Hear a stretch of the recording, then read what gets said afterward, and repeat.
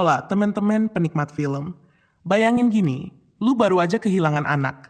Belum sempat sembuh dari duka, dunia malah nyuruh lu lanjut perang, dan rumah yang lu kira aman, ternyata cuma tempat singgah sementara. Nah, Avatar Fire and Ash itu dibuka dari rasa kehilangan, bukan dari ledakan. Dan jujur, itu tuh bikin gue langsung duduk lebih tegak di kursi bioskop. Film ini lanjut persis setelah The Way of Water. Jake, Neytiri, dan keluarga Sully masih berkabung atas kematian Netayam. Mereka memang diterima oleh Clement Kaina, tapi diterima itu beda sama punya rumah. Jake masih memproses duka dengan satu cara klasik, Jake Sully, siap perang. Masalahnya, Matt Kaina nggak hidup buat perang. Mereka hidup buat bertahan.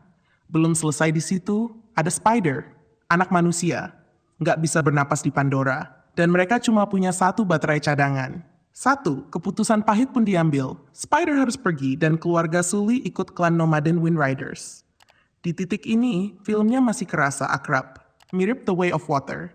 Dan jujur aja, awalnya gue mikir, ini Avatar kok kayak main aman ya? Terus, Wind Traders muncul. Dan disitulah film ini berubah arah. Pandora nggak cuma biru, hijau, dan spiritual lagi.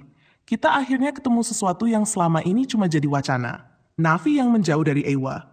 Fire Na'vi, klan Menquan, brutal, kasar, dan dipimpin oleh Farang, diperankan Una Chaplin, dan ini salah satu highlight terbesar film. Farang itu bukan antagonis karikatur. Dia intimidating. Dan klannya lebih kerasa kayak pasukan Mordor daripada suku spiritual Pandora. Dan di titik ini, filmnya jadi jauh lebih menarik. Nggak ada gunanya pura-pura sok beda pendapat.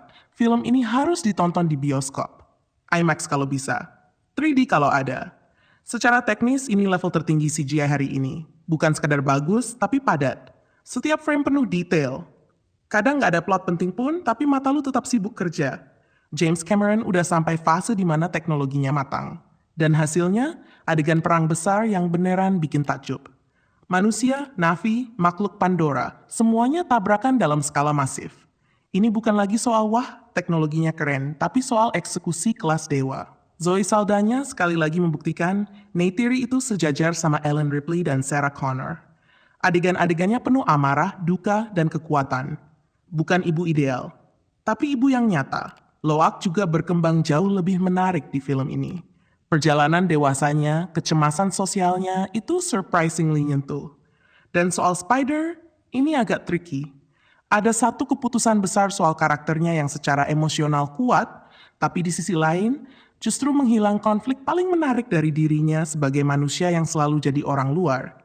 Itu keputusan berani, tapi juga problematik. Sekarang kita ngomong jujur.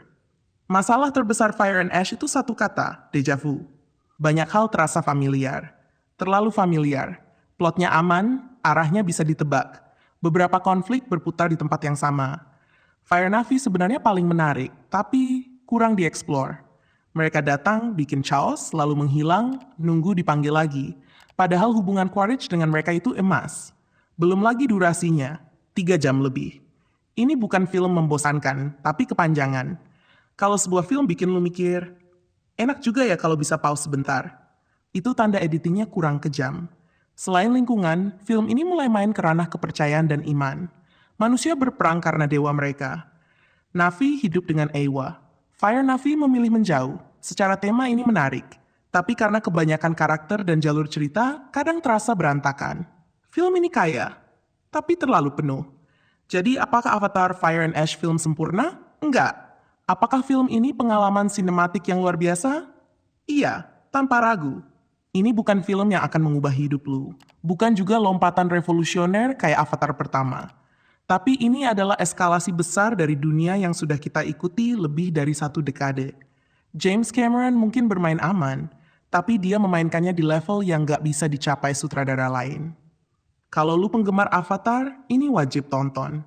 Kalau lu pencinta visual, ini pesta mata. Kalau lu nyari cerita super berani dan tak terduga, mungkin lu bakal ngerasa, ini kayak pernah gue lihat. Tapi satu hal pasti, Pandora belum selesai. Dan kalau Cameron bener-bener denger kritik, 2 film terakhir ini punya potensi jadi penutup yang legendaris. Gue menikmati pengalaman pertamanya.